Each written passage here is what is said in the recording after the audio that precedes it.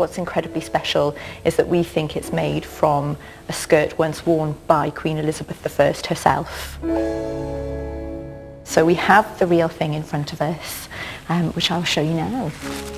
And I'm just going to ask my colleague Libby to come and This is the first time cameras have seen the altar cloth revealed like this, and I, for one, am incredibly excited. Oh, the colours! What we're looking at here is the back, and conservators here at Hampton Court have only recently removed the backing. So if this is a part of something she would have worn originally, how rare is that? This artefact is a very, very rare survival because it is in fact the only object of dress that survives from Elizabeth I's wardrobe. It's made from cloth of silver. That was reserved by sumptuary law in the Tudor period to the very, very highest levels of society, generally only royalty. It's as true as the day that it was embroidered. For the first time in 400 years, we're seeing these colours, and these are the colours that the Queen would probably have worn here at Hampton Court. Now we're talking about pioneering women. Why for you was she a pioneering monarch? She established order and prosperity on the country really for decades, and the fact that by the end of her life she was seen as Gloriana and her reign is still referred to as a golden age, I think is testament to the power and control that she wielded. And she felt very guided by God throughout her reign, didn't she? She said, "I will not make windows into men's souls," which means that she wouldn't persecute people on the grounds of faith, and that as long as they were loyal subjects to her, she was very tolerant of those differences. And the imagery has Christian significance. In the early Reformation period and throughout the 16th century, religious iconography was forbidden. And so one way to show devotion to God was to embroider motifs of the natural world, which was in reverence to creation. Elizabeth was a very devout queen and woman.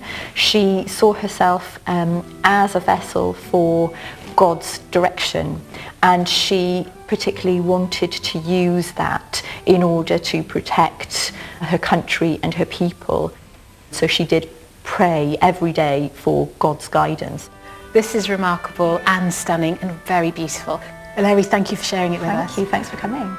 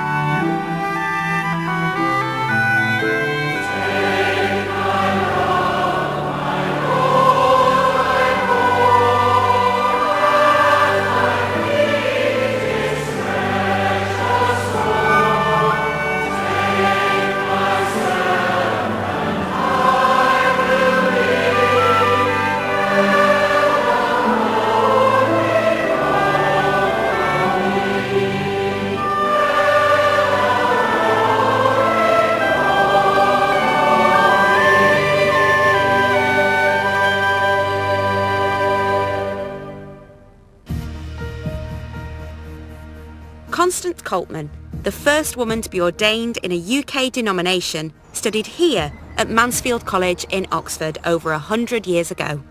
Reverend Jenny Mills is a more recent graduate of the college and has been a United Reformed Church minister for 9 years. As ordained women, she and I have both been inspired by the story of Constance. She pushed the boundaries a lot. She was a suffragist, so she believed in the non-aggressive suffragette movement, so it was about peaceful negotiation. She was a pacifist. Obviously just an incredibly tenacious woman. She didn't take no for an answer. I don't know about you, but you know, as an ordained woman, there is a sense of whose footsteps you're walking in, isn't there? And that there's a certain weight that we carry that perhaps our male colleagues don't, in terms of breaking ground. Yeah, and I think that was part of my problem when people started saying to me I could see you as a minister, because I kind of didn't think I fitted a mould. Does that make sense? Yeah, that really resonates with me. And so I was like, no, no, no, no, no. But every time I ran away from it, which I did for about 5 or 6 years, something would happen that made me go, okay, okay. And at one point I remember bargaining with God, which is something I've never done since and I would never do again.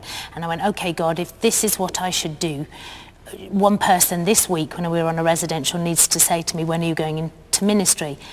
And 10 people later, I just put my hands up. I remember saying when I thought I was being called to ministry, I'll just see how far I can take it. And I presumed that at some point someone would just go, no. And no one has yet. Yeah, but there's always that fear, isn't there? That someone at some point is going to realise.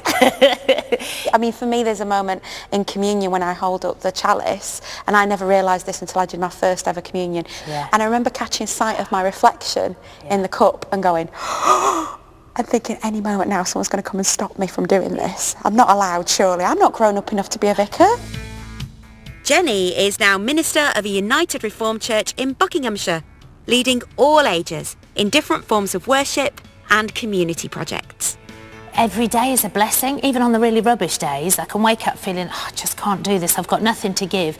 And an encounter happens, or something is said to you, or somebody asks you for some advice, and you just go, oh my goodness, thank you, God.